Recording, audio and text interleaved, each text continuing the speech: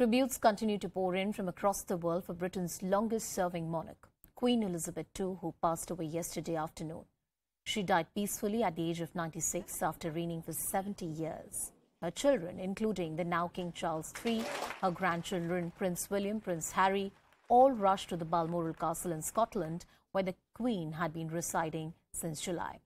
Thousands of British residents are paying tributes outside Buckingham Palace. Prime Minister Narendra Modi tweeted in honour of the monarch, saying that she personified dignity and decency in public life and will be remembered as a stalwart in the years to come. Listening to Liz Truss give her condolences. Remember, she was sworn in just a few days ago as the Prime Minister of the United Kingdom. Through thick and thin, Queen Elizabeth II provided us with the stability and the strength that we needed. She was the very spirit of Great Britain, and that spirit will endure. She has been a personal inspiration to me and to many Britons.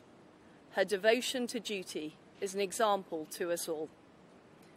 Earlier this week, at 96, she remained determined to carry out her duties as she appointed me as her 15th Prime Minister.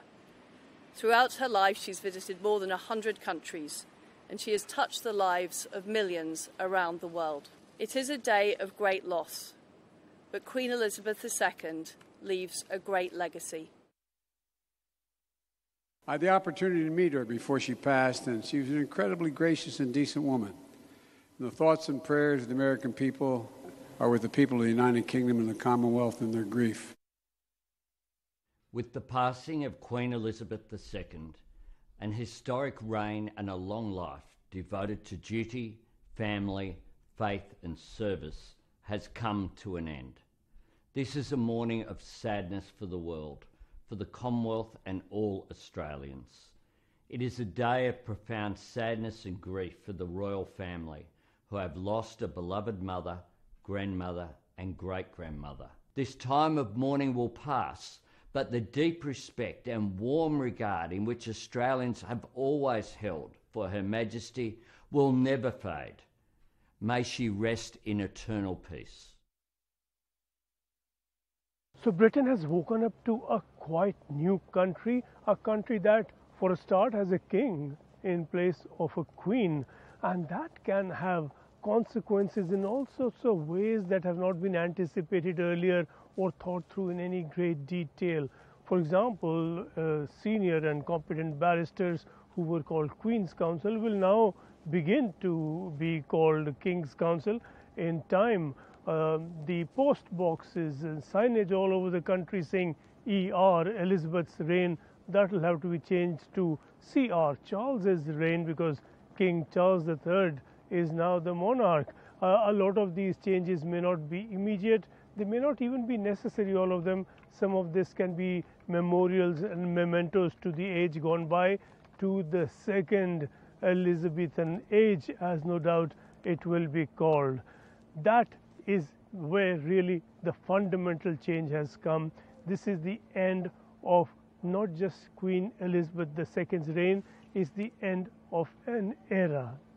Britain has not known anything other than her for most people. A lot of people who were born in her reign grew up to be quite elderly and have known no one and nothing but Queen Elizabeth as the monarch. That changes now.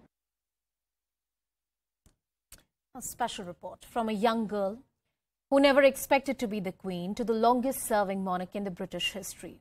Over a span of 70 years, Her Majesty Queen Elizabeth II became much loved and well respected.